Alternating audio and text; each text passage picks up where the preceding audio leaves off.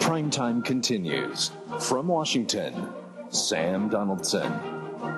We're one step closer to setting a national standard for drunk driving. The Senate today approved a measure supported by President Clinton to encourage states to set the blood alcohol level at which a driver is legally drunk to 0.08%. Now, that's lower than the present legal limit in most states. Drunk drivers are a real menace. But there's another major road hazard, less well known: sleepy drivers. We tried to find out which is more dangerous in our Primetime Lab.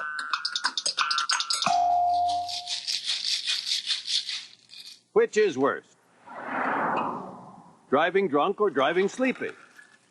Australian researcher Drew Dawson, believe it or not, is the first person to find the answer. He did his research on a group of college students. We kept them up all night and looked at the effects of fatigue, and then on a second occasion we got them drunk, very drunk in fact. We got their blood alcohol concentrations up to around about 0.1 to 0.12. You'd be surprised which group did better. To demonstrate Dawson's experiment, we used a sleep lab here in Boston. One subject was kept awake all night. The other, well rested, was just given a drink every half an hour until his blood alcohol level read 0.1. To pit the reflexes of someone legally drunk against someone just plain exhausted, we measured alertness with computer tests like these. With one of 4 squares flashing red at random intervals, the subject has to press the key that matches. This test measures how fast a person responds when numbers appear on the screen. And we used a driving simulator for a more practical demonstration. It's all yours. Thank you. Just like in the original study, our subject downed 1 drink every 30 minutes. We kept track of his blood alcohol level with a breathalyzer machine. Between drinks, he goes through the different tests. But we also had him walk the line to give us a better gauge of his physical impairment. Enter subject number 2, who will be deprived of sleep.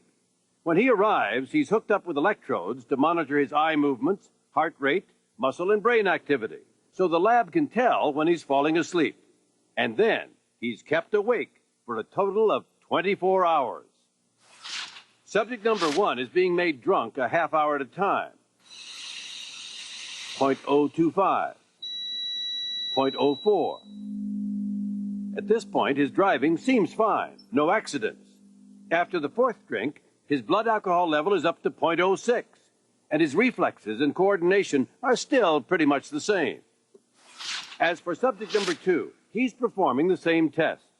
1 a.m., just 2 hours past his bedtime. He's yawning, and his eyes are starting to close.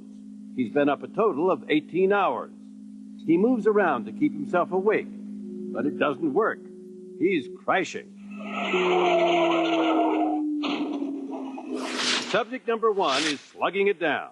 After the 6th drink, 3 hours into the experiment, his blood alcohol level has reached 0.11.